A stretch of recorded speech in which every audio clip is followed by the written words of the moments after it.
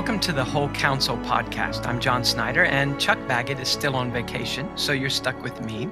And we are in our second of a number of episodes where we're going to be looking at Isaiah's great servant songs. Isaiah chapter 42, 49, 50, and 53, in which we have this gentle unfolding, a progressive revealing of the glorious person and work of Jesus Christ in our rescue. It's like standing back, a people who once sat in great darkness, and we're watching the sunrise creep over the horizon. And with each minute, as you watch the sun come up, it's amazing all that we can see. The land is now filled with light, and the Christian life, just opens up before us as we see it in light of Christ. Today, we're going to try to answer a question that will help us to really benefit from these four songs. So we're actually not getting to the songs yet. My question is this: where do you look when you find yourself in particularly dark spiritual times? Not the kind where you would say, well, that was a pretty rough day, but that was a pretty rough week, month, year. Where there seems to be an encroaching sense of spiritual despair. And even though you've searched your soul before the Lord with an open Bible and asked him, is there sin that I'm protecting from you? You've laid your pleas before him and it still seems that things just get darker. Where do you look? And of course, the right answer is that you look to him. I look to God. Particularly, I look at the one God sent to save me. Isaiah 45, verse 22, "Look unto me, all you ends of the earth, and be saved, for I am God, and there is none else." And that's a true answer.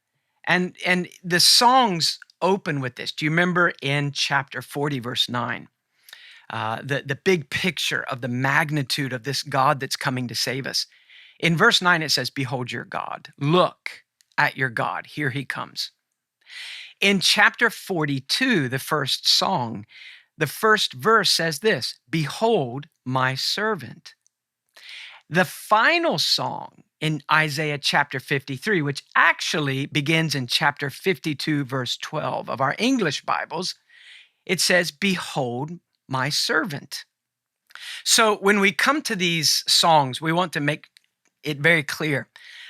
There are bookends, there are commands, and the command is the same: look. Now, when God tells us to look at him, to look at his servant, the look is more than just kind of a casual glance. It's even more than studying a passage. We might think of it as a curious glance. Let me give you two D's. There is a look of dependence or hope. There is a sense in which we are looking away from ourselves and anything that we might be able to do, and we're looking out the window of our soul, and we're looking to him to see if there's any hope for us in him. There is a look of dependence. Second D, there is a look of desire, a longing, a heartache, a lovesickness. We are looking away from all that has promised to give us real love, and we look away from all of that, look out the window of my soul and look away from the world, and I want to see my beloved. So, looking to him. These are the bookends of the four songs. If you don't understand that, and you think of this as just a kind of a sweet phrase, and it's easy to do that. When you think of the commands of God, there are some commands that are not optional, but there are some commands that are so sweet, like "look at my son" or "look to me," that you might think that they're extra, kind of like dessert at the end of a good meal. You don't have to have it. It's just a nice extra. If you think of looking at Christ as something that is extra, if you think that in these songs, beholding the servant is so pleasant, and it's so obviously geared for your good that maybe it's dessert, then you will miss out on so much that Christ has called us to do. There are aspects of the Christian life which you will never understand and never live. There are aspects that a church will never, parts of the path we will never reach unless we are determined to take very seriously the command in chapter 42 and all the way through chapter 53 that we look and behold the servant. But actually, there is another place that you have to look before you can look at Christ, and it is essential. And it too is not optional. We find this spiritual principle in Hebrews chapter 12. You remember that the opening of chapter 12 talks about the great author and finisher of our faith. And it talks about you, Christian, running a race that God has set before you. How am I to live unto him, by him, and for him in the common things of today? And the answer is found in verse 1 and 2, looking unto Jesus, you run. The Greek phrase there that we translate looking unto Jesus is actually made up of three words. First, there's the prefix away from, then the verb looking, and then the suffix to. So think of it as three words kind of brought together. Away from, looking toward. In the book of Isaac Ambrose that's entitled Looking Unto Jesus, there's a 40-page introduction, and it's worth the price of the book. Ambrose spends his entire time talking about this issue. You must look away from certain things if you're going to make room in the soul for looking toward Christ. So he talks about looking away from sin, looking away from sin's enticements, looking away from sin's dreadful threatenings, the fears that we feel. But even looking away from good things, even gifts that God has given us, work that God is doing within us, perhaps, or through us, and determining that we will not look at anything for our hope, our determination, our dependence, our desire. We look away from everything and we turn our hearts to Christ. If we don't do that, the simple fact is there just isn't enough room in your heart to look at all the other things, bad things, good things, and make room for looking at Christ. Now, that spiritual principle is wonderfully exemplified in the chapters that lead up to chapter 42. So chapter 40, you have to understand the connection between chapter 40 and chapter 42, or it really is a waste of time for you to look at chapter 42. And the connection is this: behold your God. This immense and incomprehensible and incomparable God is coming to save you. But be careful. We're not just thinking about God in the abstract. We're actually seeing the God man described. God, the eternal Son, will come united to our humanity. So chapter 40 is not just talking about God the Father. It is talking about the God who is coming to rescue us, God coming to us in the person of his Son. But you also must understand the intimate connection between chapter 41 and chapter 42 and why chapter 41 had to come between the command in chapter 40 to look at God and the command in chapter 42 to behold the servant. Chapter 41 contains this same command to look or to behold in two places. First is in verse 24. Behold, you are of no account, and your work amounts to nothing, and he who chooses you is an abomination. What's he talking about? Chapter 41 primarily is kind of a court scene where God calls all the idolatry of the nations before him, especially the idols that Israel's been hoping in. And he asks them, but in a sense, before the courtroom, to demonstrate that they really are worth hoping in. Can you do anything, he says? Can you do anything good for my people? Can you do anything bad to my people? Can you just do anything at all? And of course, the idols can't. And it's a chapter that mocks the idols and therefore exposes the complete madness of looking anywhere but God. But verse 24, we find this command: look, behold, you are of no account. He's talking about the idols.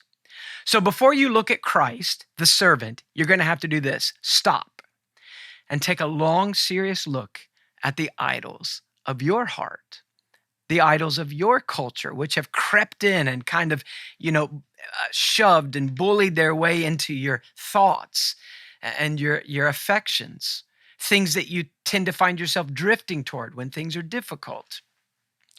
Look at your idols and agree with God.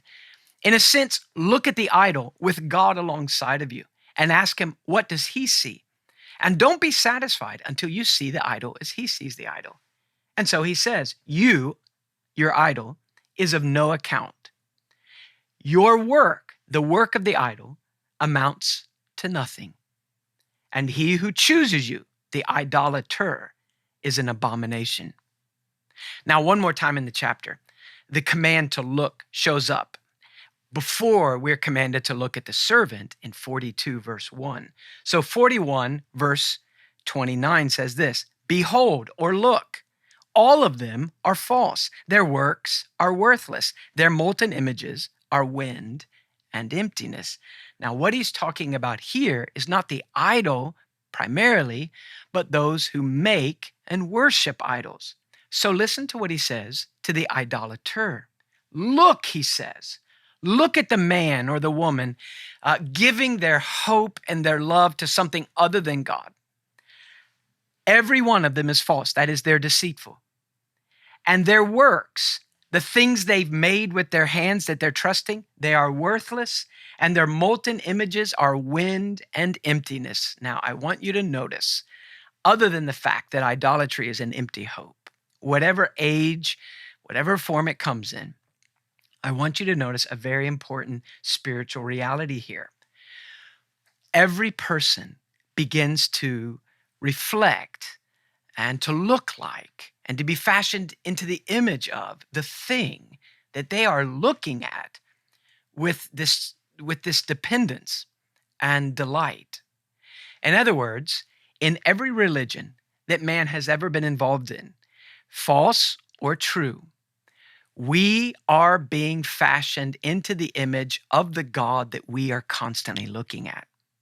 So if it's a false God, if it's the idea of a man's man, and you're watching your television or a movie or however it's getting in past the senses, you have this idea of, now this is a real man, or this is a real woman. This is a successful person. This is a happy person. And we have this kind of vague image in our mind, and our heart is focused on it for so long that we do, in some measure, begin to look a little bit like that. We are being molded into the image of the idol that we're worshiping. Now, we don't become what we hope we'll become, but people that look at us can tell, I know what God you love. I know where you're looking. I know what you delight in and what you're depending upon. I can tell because you're starting to look like it.